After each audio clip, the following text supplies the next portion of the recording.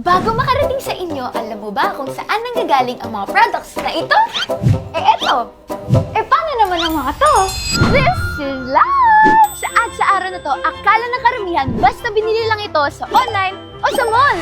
Pero bago pa man ito makarating sa mga bahay natin, naglakbay na sila ng daan-daan, minsan libo-libong kilometro, sakay ng mga barko o aeroplano mula sa ibang bansa. Nandito na tayo ngayon sa Cargo Bus Warehouse! Tara! Sagutin natin ang ilan sa mga madalas na katanungan ng ating mga kaibigan, lalong-lalo na ang mga bagong entrepreneurs.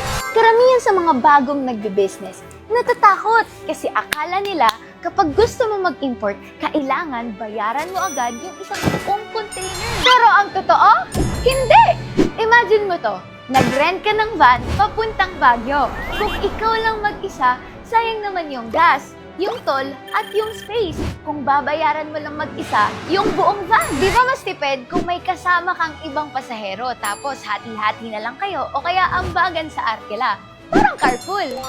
Ganito rin ang ginagawa sa shipping. Ang tawag dito ay LCL o Less Than Container Load. Ibig sabihin, hindi yung buong container ang babayaran mo, kundi yung space lang na nako-consume ng mga produkto mo. Kaya kahit maliit pa lang ang business mo o nagsisimula ka pa lang, pwedeng-pwede ka mag-import. Ngayon, pag-usapan naman natin ang freight forwarder. Ito yung tutulong sa iyo sa pagkuha ng mga shipment, pag-aayos ng mga documents, at maging ang pagpapadala nito hanggang makarating sa iyo dito sa Pilipinas. Na para bang travel guide, pero para sa mga products. Ate Lance, shipping fee lang ba ang babayaran kapag nag-import ng products mula sa ibang bansa? Magandang tanong yan. Dito madalas magkamali ang maraming first-time importers dahil may iba't ibang bahagi ang total cost. Kasama minsan ang handling, warehouse processing, customs-related charges, at iba pang kinakailangang proseso bago makuha ang shipment. Kaya hindi porket mura ang unang quotation, ay yun na rin ang final cost. Mahalagang maintindihan at malaman mo rin muna kung ano-ano nga ba yung mga inclusions o kasama sa presyo na ibinigay sa'yo. Kung gusto mong mag-import, ito ang ilan sa mga dapat mong iwasan. Una, hindi pagkukwenta ng total expenses. Ang ending, mas mahal pala ang magagastos mo kesa sa ina-expect mo. Pangalawa, hindi vini-verify ang supplier. May mga pagkakataon kasi na iba yung produkto na dumating o kaya naman hindi talaga dumating.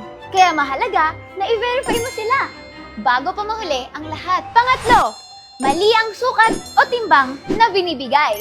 Kapag mali ang information mo, tandaan, maaari ding magbago ang shipping cost mo. Pang-apat, nahihiyang magtanong. Huwag kang mahiyang magtanong. Importing sounds complicated, oo. Pero mas madaling maintindihan yan kapag may gumagabay sa'yo. Kaya kung gusto mo ng sarili mong business, pwedeng-pwede ka magpatulong kay Cargo Bus Philippines, lalo na kung first time mo magpa-ship. Dahil minsan, ang pinakamahirap sa pagnenegosyo ay hindi ang pagbebenta, Kundi ang pagkuha ng produkto papunta sa'yo. Ayun lang muna para sa araw na to.